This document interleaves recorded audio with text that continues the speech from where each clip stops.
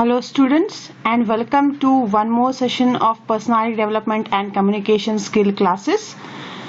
So today we'll be continuing our last concept in communication, that is non-verbal communication. So to be precise, it is all about body language and how it impacts communication process.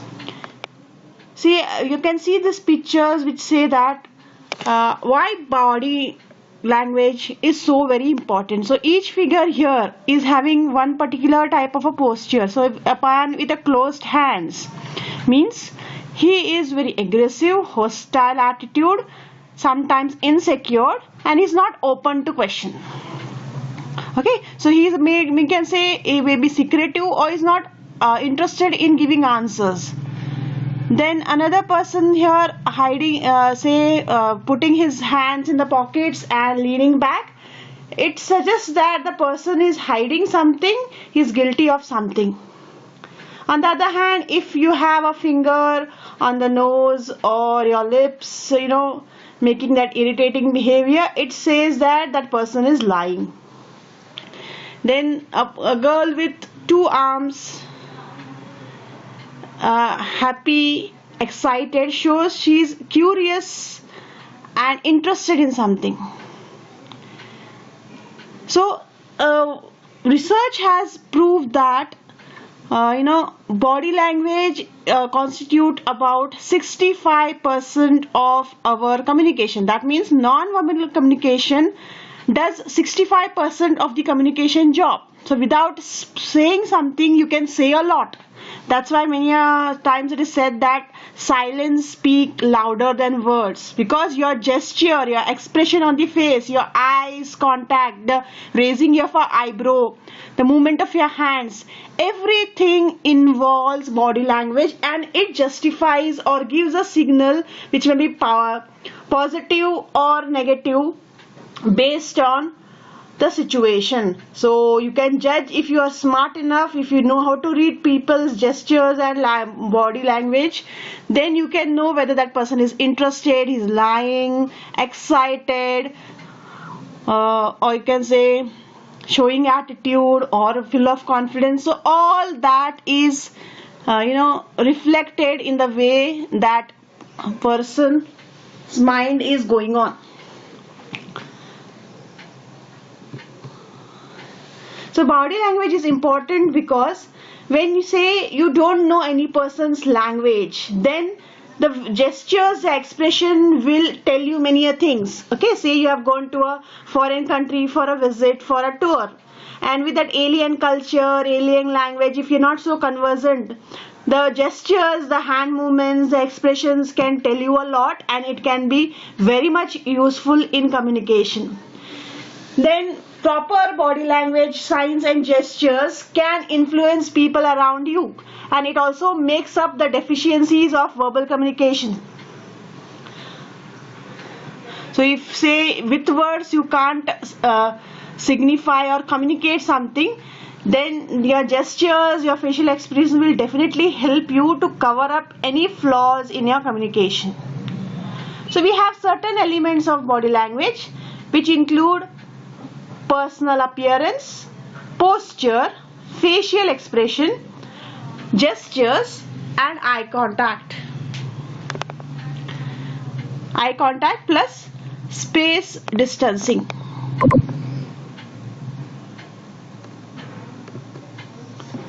Okay, so we'll study this one by one.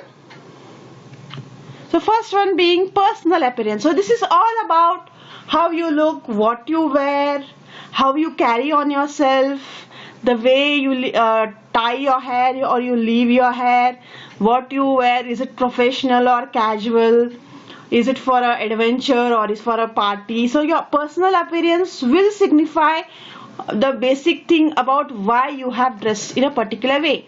So you can see that grooming skills are very much important. Your personal hygiene, if you have a messy hair, untidy shoes, unpolished shoes, there is not a clean shave, or you can say even with a beard, if it is haphazard, very ugly, the dress is not pressed properly, Okay, so this will signify that you are an unhygienic person, careless, not so that will not give you a correct or positive image about you. So whatever you wear, whether elegant, costly, or simple and cheap, it should be, in a dignified manner, which tells about cleanliness and grooming skills. So you don't have to wear fancy clothes or high-end costly coats. The way you wear them neatly, tidily will signify your character, your attitude, your personal hygiene.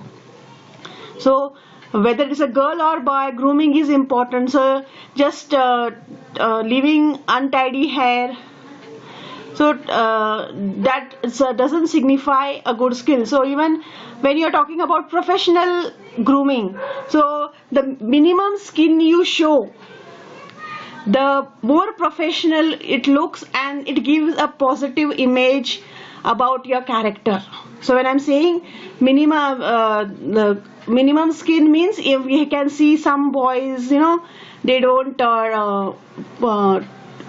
put all their buttons properly. Okay, whether it's a girl or a boy, the minimum the skin you show, it looks more professional, elegant and graceful. Okay, so your body appearance, what you wear, what type of a dress you wear, so whether it's a casual or professional, elegant or anything else, so will signify the way you dress up, the makeup you wear, the way you tie your hair or you leave them.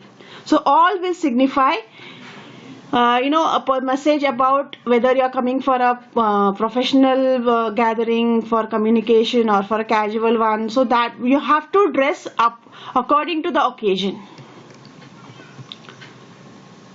So our choice of color, clothing, hairstyles, that's what I told you, will define the you're affecting your appearance, and is considered as a non-verbal communication. So we have a general thing that first sight, whatever we see about a person, that becomes long lasting. So your image is about, so whenever we buy something also, we want that even that packet should be very attractive. If the packet or the covering of that product or service is not proper, we don't feel like even giving it a trial also. So same way, our appearance is like, our personal appearance is like the packing, the way people will show interest, or I'm going to say whether they are interested to talk or with us or not. So a shabby person going by, nobody will see at it, and even you maybe on the so say on the road or somewhere, you see a shabby person, you don't feel like talking to those people. So that's what you wear is very much important. Then the second element of body language is posture. The posture means the way you stand, sit, whether you are leaning back, standing straight, or having a hunch.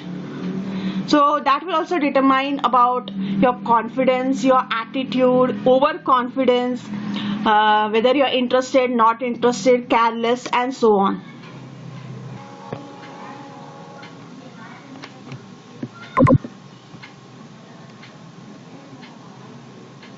So you can see there are some postures here where a girl is, folded hands, scratching her nose. So she is lying something or disagreeing.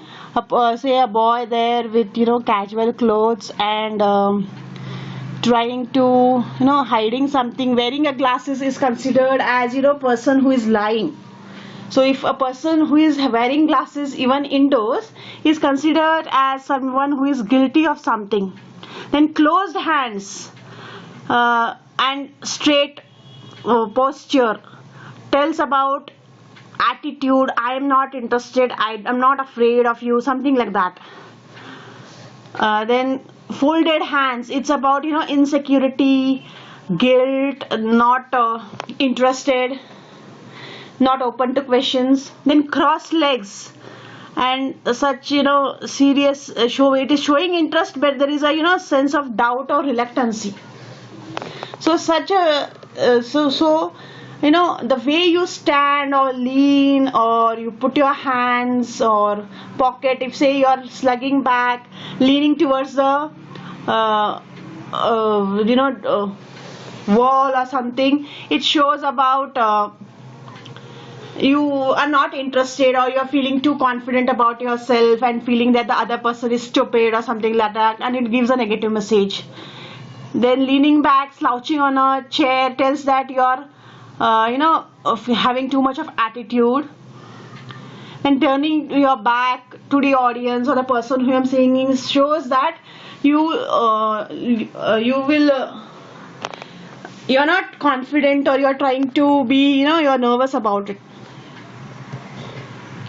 So if you're keeping your hands in the pocket, it means you're less confident, you're hiding something, and so you're putting the hands in the pockets. They are, a bit insecure, there is a guilt involved. Then crossing arms, as I told you, it is about not open to questions. Then walking too fast or for too long. Okay, so you are showing that you are not confident about it. You are, trying to be, you are nervous, and so you're speaking fast, walking fast. So your pace, say you are giving a lecture in an audience or a presentation. So you have to move around in the audience, but it should be at a slow pace, because it's like a stage where you're trying to interact. But if you're doing that in a very in a paceful way, in a very brisk walk, then it feels that you are not interested in the conversation, or you are rather than not interested, it is about your nervousness about facing things. So you are trying to escape from that situation. Then the next being facial expression, which is an important element in non-verbal communication. So the way you raise your eyes, you make faces. So here we have given you some faces here. There is a fear, happiness, sadness, anger, surprise, disgusting means then contempt means you're trying to contempt somebody. So your expression will tell whether you are interested or angry or irritated, and that will communicate a lot. Even if you say it is okay, nothing is gone wrong, so your face will be a mirror about what is going in your mind, and it will definitely carry a negative or positive image. So if you are smiling, it shows friendliness. If you are frowning, it shows discontent, not interested. You are not believing him. Raising eyebrow means again you are not believing him, you are not trusting that person, and so on. So this is all about a few elements of body language or non-verbal communication. The remaining part I'll be continuing in my next video, so stay tuned, and please raise your queries in comments so that I can get back and justify or clear your doubts. So that's all for today. Have a good day. Bye. Thank you. So before that, please subscribe to my channel so that you get notification for the new videos. So bye.